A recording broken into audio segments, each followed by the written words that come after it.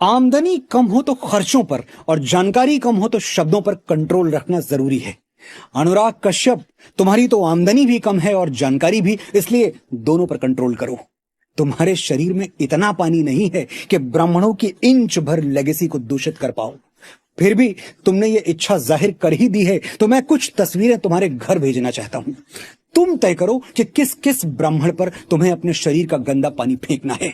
आचार्य चाणक्य, चंद्रशेखर तिवारी आजाद, पेशवा बाजीराव बलाड़, भगवान परशुराम, रामकृष्ण परमहंस, आदि गुरु शंकराचार्य, मंगल पांडे, अटल बिहारी वाजपेयी, तात्या टोपे, राजगुरु रामधारी सिंह दिनकर, परमवीर कैप्टन मनोज पांडे, बाल गंगाधर तिलक, पंडित दीनदयाल उपाध्याय, पंडित श्रीराम शर्मा आचार्य, पंडित भीमसेन जोशी, संगीत सम्राट तानसेन, लता मंगेशकर, रानी लक्ष्मीबाई, महाकवि कालिदास, गोस्वामी तुलसीदास।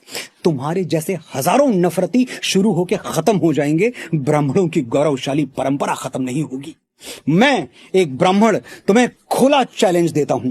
इस वीडियो के नीचे कमेंट करके मेरे गिनवाए हुए 21 नामों में से कोई एक नाम चुन के बता दो। तस्वीर भेजना मेरी जिम्मेदारी। और अगर गुर्दे में इतना दम नहीं है कि अपनी बोली हुई बातों पर अटल रह पाओ और एक नाम इस वीडियो के नीचे लिख पाओ, तो भाई साहब, एक बहुत बड़े आदमी ने कहा है कि रहने के लिए दुनिया में कई अच्छी जगहें हैं, लेकिन सबसे अच्छा यही है कि औकात में रहो। ब्राह्मण भारतवर्ष का मस्तक है और इस मस्तक पर चमकते हुए भगवा तिलक पर सिर्फ ब्राह्मणों को नहीं, चारों वर्णों को अभिमान है। तुम्हारी घिनौनी सोच को बड़ा हृदय दिखाते हुए ब्राह्मण तो शायद क्षमा भी कर दे। हिंदू समाज तुम जैसे अपराधियों को, सनातन द्रोहियों को, देश को तोड़ने और एकता को खंडित करने वाले वामपंथियों को कभी क्षमा नहीं करेगा।